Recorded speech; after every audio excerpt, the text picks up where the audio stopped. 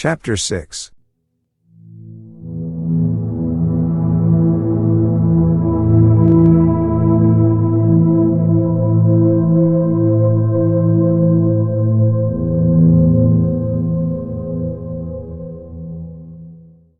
It would be cumbrous to give a detailed, consecutive account of our wanderings inside that cavernous, eon-dead honeycomb of primal masonry, that monstrous lair of elder secrets which now echoed for the first time, after uncounted epochs, to the tread of human feet.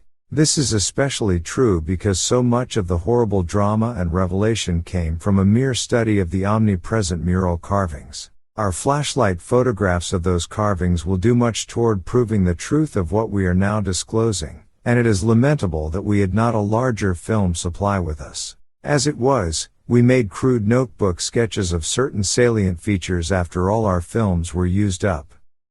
The building which we had entered was one of great size and elaborateness, and gave us an impressive notion of the architecture of that nameless geologic past. The inner partitions were less massive than the outer walls, but on the lower levels were excellently preserved. Labyrinthine complexity, involving curiously irregular differences in floor levels, characterized the entire arrangement, and we should certainly have been lost at the very outset but for the trail of torn paper left behind us. We decided to explore the more decrepit upper parts first of all, hence climbed aloft in the maze for a distance of some 100 feet, to where the topmost tier of chambers yawned snowily and ruinously open to the polar sky. Ascent was effected over the steep, transversely ribbed stone ramps or inclined planes which everywhere served in lieu of stairs. The rooms we encountered were of all imaginable shapes and proportions, ranging from 5-pointed stars to triangles and perfect cubes. It might be safe to say that their general average was about 30 times 30 feet in floor area, and 20 feet in height, though many larger apartments existed. After thoroughly examining the upper regions and the glacial level, we descended story by story into the submerged part, where indeed we soon saw we were in a continuous maze of connected chambers and passages, probably leading over unlimited areas outside this particular building. The cyclopean massiveness and giganticism of everything about us became curiously oppressive, and there was something vaguely but deeply unhuman in all the contours, dimensions, proportions, decorations, and constructional nuances of the blasphemously archaic stonework. We soon realized from what the carvings revealed that this monstrous city was many million years old. We cannot yet explain the engineering principles used in the anomalous balancing and adjustment of the vast rock masses, though the function of the arch was clearly much relied on. The rooms we visited were wholly bare of all portable contents, a circumstance which sustained our belief in the city's deliberate desertion. The prime decorative feature was the almost universal system of mural sculpture, which tended to run in continuous horizontal bands 3 feet wide and arranged from floor to ceiling in alternation with bands of equal width given over to geometrical arabesques. There were exceptions to this rule of arrangement, but its preponderance was overwhelming. Often, however, a series of smooth cartouches containing oddly patterned groups of dots would be sunk along one of the arabesque bands. The technique, we soon saw, was mature, accomplished, and aesthetically evolved to the highest degree of civilized mastery, though utterly alien in every detail to any known art tradition of the human race. In delicacy of execution, no sculpture I have ever seen could approach it. The minutest details of elaborate vegetation, or of animal life, were rendered with astonishing vividness despite the bold scale of the carvings, whilst the conventional designs were marvels of skillful intricacy. The arabesques displayed a profound use of mathematical principles, and were made up of obscurely symmetrical curves and angles based on the quantity of 5.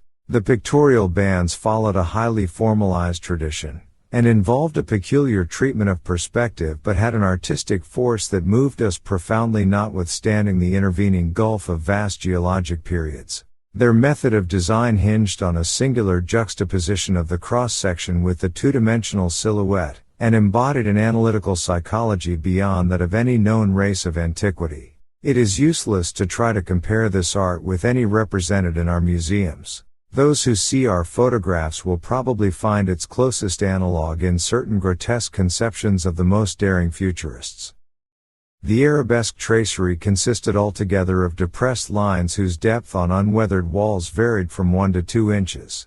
When cartouches with dot groups appeared, evidently as inscriptions in some unknown and primordial language and alphabet, the depression of the smooth surface was perhaps 1.5 inches, and of the dots perhaps 1/2 inch more. The pictorial bands were in countersunk low relief, their background being depressed about 2 inches from the original wall surface. In some specimens marks of a former coloration could be detected, though for the most part the untold eons had disintegrated and banished any pigments which may have been applied.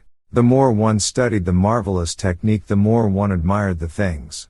Beneath their strict conventionalization one could grasp the minute and accurate observation and graphic skill of the artists, and indeed, the very conventions themselves served to symbolize and accentuate the real essence or vital differentiation of every object delineated.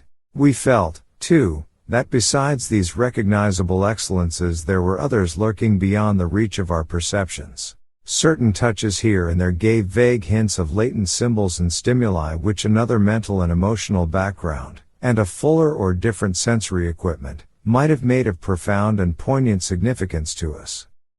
The subject matter of the sculptures obviously came from the life of the vanished epoch of their creation, and contained a large proportion of evident history. It is this abnormal historic mindedness of the primal race, a chance circumstance operating, through coincidence, miraculously in our favor, which made the carvings so awesomely informative to us, and which caused us to place their photography and transcription above all other considerations. In certain rooms the dominant arrangement was varied by the presence of maps, astronomical charts, and other scientific designs on an enlarged scale, these things giving a naive and terrible corroboration to what we gathered from the pictorial friezes and dados. In hinting at what the whole revealed, I can only hope that my account will not arouse a curiosity greater than sane caution on the part of those who believe me at all.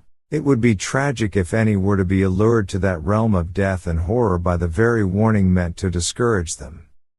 Interrupting these sculptured walls were high windows and massive 12-foot doorways, both now and then retaining the petrified wooden planks, elaborately carved and polished, of the actual shutters and doors. All metal fixtures had long ago vanished, but some of the doors remained in place and had to be forced aside as we progressed from room to room. Window frames with odd transparent panes, mostly elliptical, survived here and there, though in no considerable quantity. There were also frequent niches of great magnitude, generally empty, but once in a while containing some bizarre object carved from green soapstone which was either broken or perhaps held too inferior to warrant removal.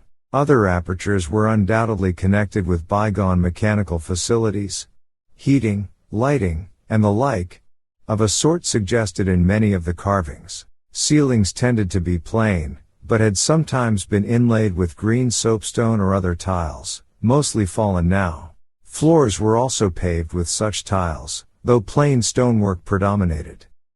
As I have said, all furniture and other movables were absent, but the sculptures gave a clear idea of the strange devices which had once filled these tomb-like, echoing rooms. Above the glacial sheet the floors were generally thick with detritus, litter, and debris, but farther down this condition decreased. In some of the lower chambers and corridors there was little more than gritty dust or ancient incrustations, while occasional areas had an uncanny air of newly swept immaculateness. Of course, where rifts or collapses had occurred, the lower levels were as littered as the upper ones. A central court, as in other structures we had seen from the air, saved the inner regions from total darkness so that we seldom had to use our electric torches in the upper rooms except when studying sculptured details. Below the ice cap, however, the twilight deepened, and in many parts of the tangled ground level there was an approach to absolute blackness. To form even a rudimentary idea of our thoughts and feelings as we penetrated this eon-silent maze of unhuman masonry, one must correlate a hopelessly bewildering chaos of fugitive moods, memories, and impressions. The sheer appalling antiquity and lethal desolation of the place were enough to overwhelm almost any sensitive person, but added to these elements were the recent unexplained horror at the camp, and the revelations all too soon affected by the terrible mural sculptures around us.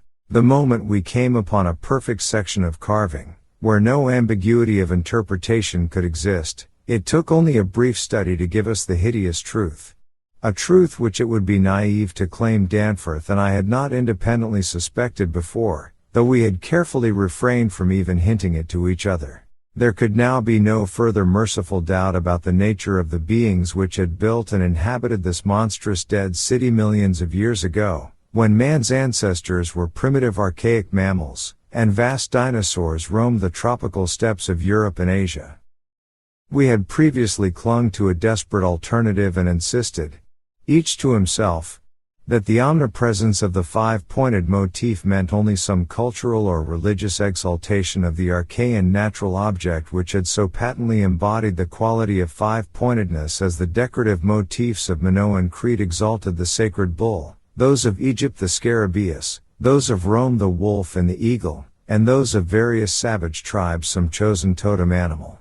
But this lone refuge was now stripped from us, and we were forced to face definitely the reason-shaking realization which the reader of these pages has doubtless long ago anticipated. I can scarcely bear to write it down in black and white even now, but perhaps that will not be necessary. The things once rearing and dwelling in this frightful masonry in the age of dinosaurs were not indeed dinosaurs, but far worse. Mere dinosaurs were new and almost brainless objects. But the builders of the city were wise and old, and had left certain traces in rocks even then laid down well nigh 1,000 million years. Rocks laid down before the true life of Earth had advanced beyond plastic groups of cells. Rocks laid down before the true life of Earth had existed at all. They were the makers and enslavers of that life, and above all doubt the originals of the fiendish elder myths which things like the Pnakotic manuscripts and the Necronomicon affrightedly hint about. They were the great old ones that had filtered down from the stars when Earth was young. The beings whose substance an alien evolution had shaped, and whose powers were such as this planet had never bred. And to think that only the day before Danforth and I had actually looked upon fragments of their millennially fossilized substance. And that poor Lake and his party had seen their complete outlines. It is of course impossible for me to relate in proper order the stages by which we picked up what we know of that monstrous chapter of prehuman life. After the first shock of the certain revelation we had to pause a while to recuperate, and it was fully 3 o'clock before we got started on our actual tour of systematic research. The sculptures in the building we entered were of relatively late date, perhaps 2 million years ago. As checked up by geological, biological, and astronomical features and embodied in art which would be called decadent in comparison with that of specimens we found in older buildings after crossing bridges under the glacial sheet. One edifice hewn from the solid rock seemed to go back 40 or possibly even 50 million years, to the lower Eocene or Upper Cretaceous, and contained bas-reliefs of an artistry surpassing anything else, with one tremendous exception, that we encountered. That was, we have since agreed, the oldest domestic structure we traversed.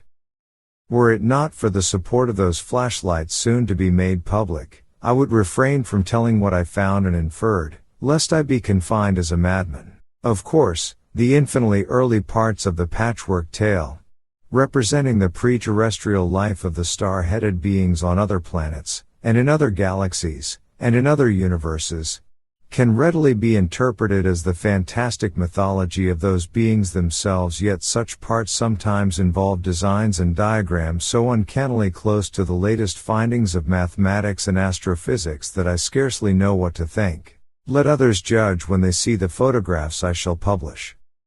Naturally, no one set of carvings which we encountered told more than a fraction of any connected story, nor did we even begin to come upon the various stages of that story in their proper order. Some of the vast rooms were independent units so far as their designs were concerned, whilst in other cases a continuous chronicle would be carried through a series of rooms and corridors. The best of the maps and diagrams were on the walls of a frightful abyss below even the ancient ground level. A cavern perhaps 200 feet square and 60 feet high, which had almost undoubtedly been an educational center of some sort. There were many provoking repetitions of the same material in different rooms and buildings since certain chapters of experience, and certain summaries or phases of racial history, had evidently been favorites with different decorators or dwellers. Sometimes, though, variant versions of the same theme proved useful in settling debatable points and filling in gaps. I still wonder that we deduced so much in the short time at our disposal. Of course, we even now have only the barest outline, and much of that was obtained later on from a study of the photographs and sketches we made. It may be the effect of this later study, the revived memories and vague impressions acting in conjunction with his general sensitiveness and with that final supposed horror glimpse whose essence he will not reveal even to me, which has been the immediate source of Danforth's present breakdown. But it had to be, for we could not issue our warning intelligently without the fullest possible information, and the issuance of that warning is a prime necessity. Certain lingering influences in that unknown Antarctic world of disordered time and alien natural law make it imperative that further exploration be discouraged.